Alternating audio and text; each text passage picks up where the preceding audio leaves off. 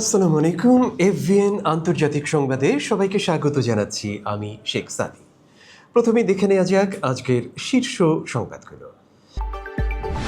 Iran যুক্তরাষ্ট্র ঐতিহাসিক শান্তি চুক্তির কাঠামো ঘোষণা, 19 জুন সুইজারল্যান্ডে চূড়ান্ত স্বাক্ষর। হরমুজ প্রণালীতে মার্কিন নৌ অবরোধ প্রত্যাহার, বিশ্ব তেল বাজারে স্বস্তির হাওয়া। ফ্রান্সের ইভিয়ানে 52তম G7 সম্মেলন শুরু, ইরান চুক্তি ও ইউক্রেন প্রাধান্য আলোচ্য। রাশিয়ার হামলায় কিয়েভের পেচারাস্ক লাভরা মঠ ক্ষতিগ্রস্ত, নিহত অন্তত 9 জন। ফিফা বিশ্বকাপ 2026-এ সুইডেনের দাপুটে জয়, জার্মানির ঐতিহাসিক বিজয়। সুপ্রিয় দর্শক, আজকের সবচেয়ে বড় খবর মধ্যপ্রাচ্যে। হ্যাঁ, 107 দিনের যুদ্ধের অবসান ঘটিয়ে যুক্তরাষ্ট্র ও ইরান ঐতিহাসিক শান্তি চুক্তির একটি কাঠামোতে শেষমেশ সম্মত হয়েছে। পাকিস্তানের প্রধানমন্ত্রী শাহবাজ শরীফ ঘোষণা করেছেন যে চুক্তির চূড়ান্ত পাঠ্য উভয় পক্ষের কাছে গ্রহণযোগ্য হয়েছে এবং আগামী 19 জুন সুইজারল্যান্ডের আনুষ্ঠানিক স্বাক্ষর অনুষ্ঠিত হবে। মার্কিন প্রেসিডেন্ট ডোনাল্ড ট্রাম্প এই চুক্তির আওতায় সব রণাঙ্গনে সামরিক অভিযানের তাৎক্ষণিক সমাপ্তি ঘোষণা করেছেন, যার মধ্যে লেবাননও অন্তর্ভুক্ত রয়েছে। তিনি হরমুজ প্রণালীতে শুল্কমুক্ত নৌ চলাচলের অনুমোদন দিয়েছেন এবং মার্কিন নৌ অবরোধ প্রত্যাহারের আদেশ জারি করেছেন। ইরানের উপপররাষ্ট্রমন্ত্রী কাজেম ঘারিবাবাদি চুক্তির বিষয়টি নিশ্চিত করেছেন।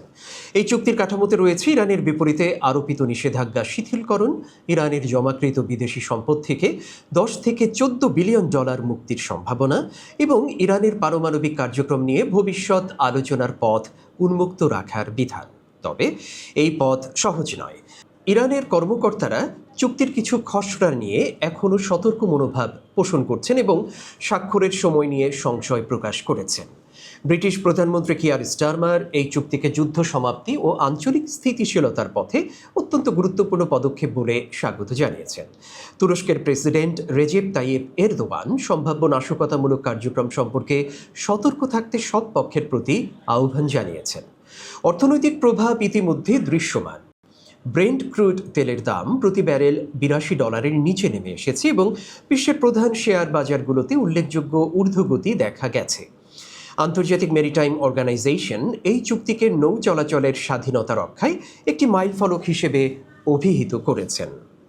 বাংলাদেশ সরকার ইরান যুক্তরাষ্ট্র শান্তি চুক্তিকে আন্তরিকভাবে স্বাগত জানিয়েছে। হরমুজ প্রণালী খুলে দেওয়ার ফলে জ্বালানি তেল ও পণ্য আমদানিতে বাংলাদেশের ব্যয় উল্লেখযোগ্যভাবে কমবে বলে আশা করা হচ্ছে। এই মুহূর্তে বাংলাদেশের বৈদেশিক মুদ্রার রিজার্ভ 43 মাসের মধ্যে সর্বোচ্চ $35.63 বিলিয়ন অবস্থান করছে। শান্তি চুক্তি কার্যকর হলে দেশের আমদানি ব্যয়, মুদ্রাস্ফীতি এবং সামগ্রিক অর্থনীতিতে ইতিবাচক প্রভাব পড়বে বলে বিশেষজ্ঞরা মনে করছেন। আজ 15 জুন থেকে ফ্রান্সের ইভিয়ান লে বেন শহরে শুরু হয়েছে 52তম G7 সম্মেলন, যা চলবে 17 জুন পর্যন্ত।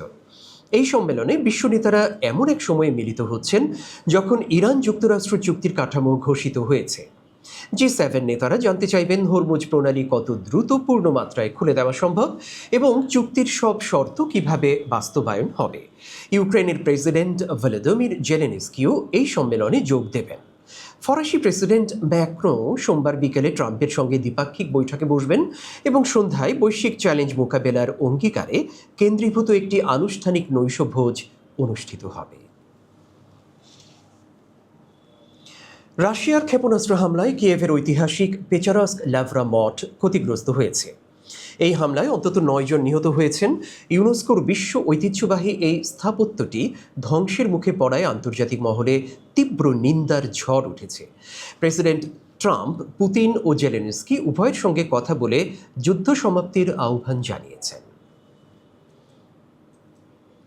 উত্তর আমেরিকা চলছে ফুটবলের মহাযজ্ঞ। ইতিহাসে এই প্রথম 48টি দল নিয়ে অনুষ্ঠিত হচ্ছে বিশ্বকাপ। গতকাল 14 জুনের ম্যাচে গ্রুপ ইতে জার্মানি বিশ্বকাপে অভিষিক্ত কুরাসাওকে 7-1 গোলে বিধ্বস্ত করেছে।